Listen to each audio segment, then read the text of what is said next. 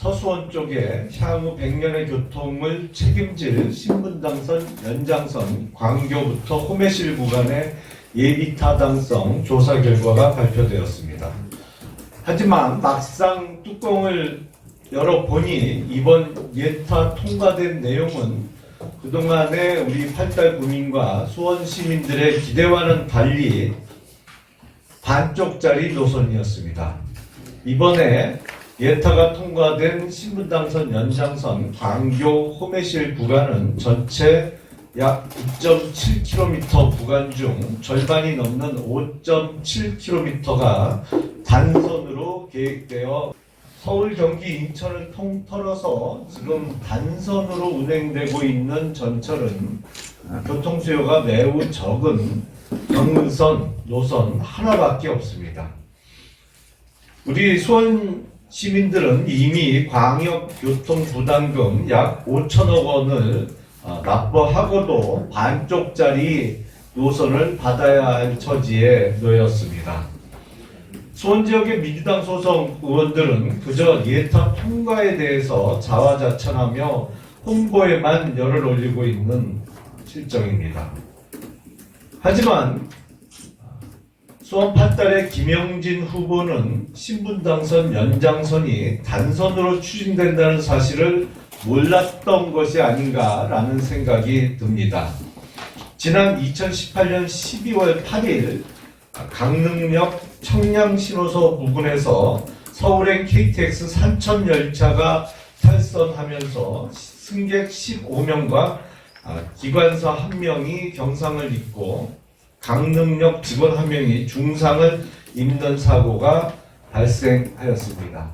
KTX의 안전성에 대해서 심각한 의문이 제기된 사고입니다.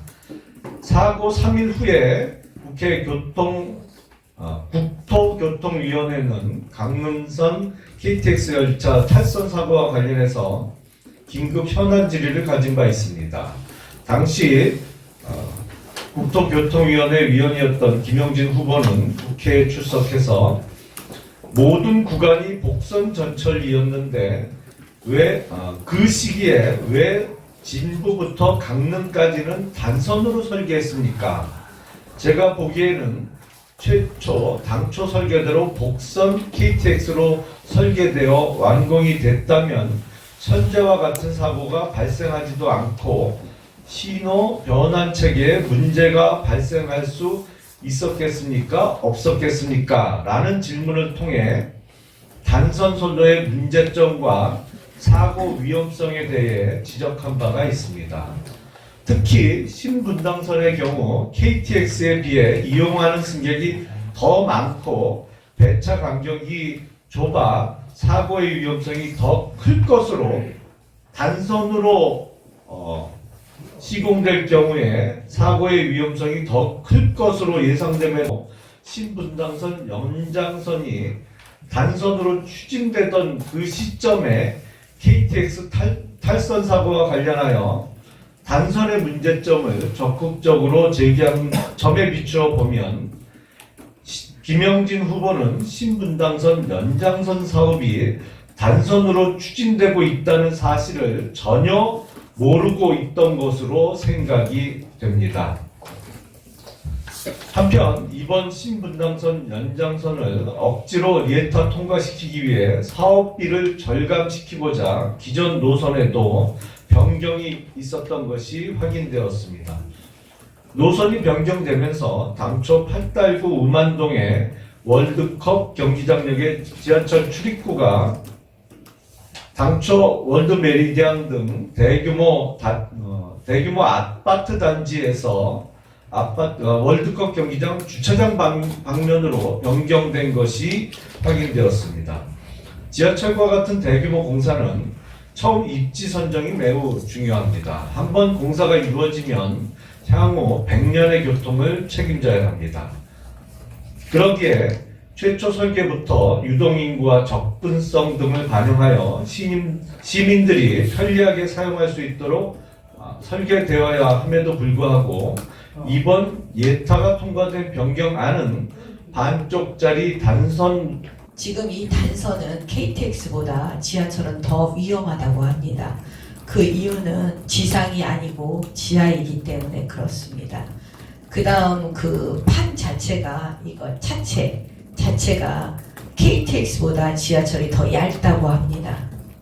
그 다음 핵심적인 건 KTX는 앞부분에 뱀 모양처럼 완충 역할을 할 수 있는 것이 있는데 지하철은 이게 수직으로 내려가기 때문에 충돌 시에 완충 역할이 없습니다.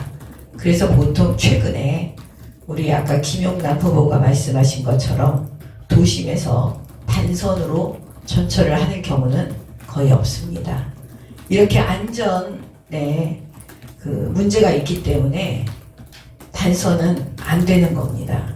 그 다음에 신분당선 연장선에서 가장 또 핵심적인 것 중에 하나는 오래 기다렸습니다. 우리 호매실, 화서 호매실 구간을 오래 기다렸습니다. 시민들께서. 그랬는데 똑같은 돈을 내고 광교는 일찍 복선해주고 이렇게 오래 기다린 우리에게 저는 이게 핵심이라고 봅니다.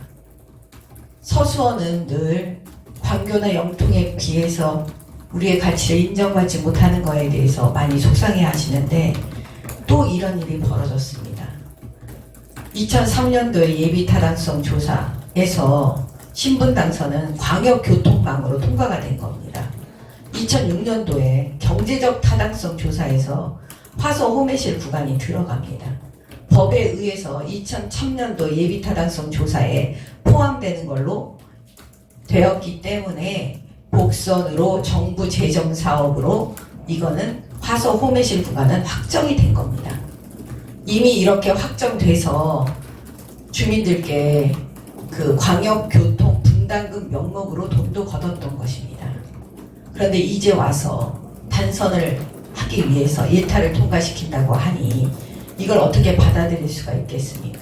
또 구은역에 대해서도 말씀드리겠습니다. 원래 화서 호매실 구간은 지상이었습니다. 지상. 제가 국회에 있을 때 그걸 지하화 시킨 것입니다.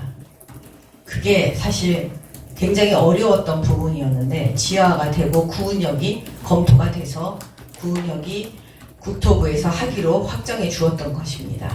근데 이번에 단선되는 바람에 구은역이 사라졌습니다. 그 이유는 광역교통망이기 때문에 표정속도 50km를 넘어야 합니다.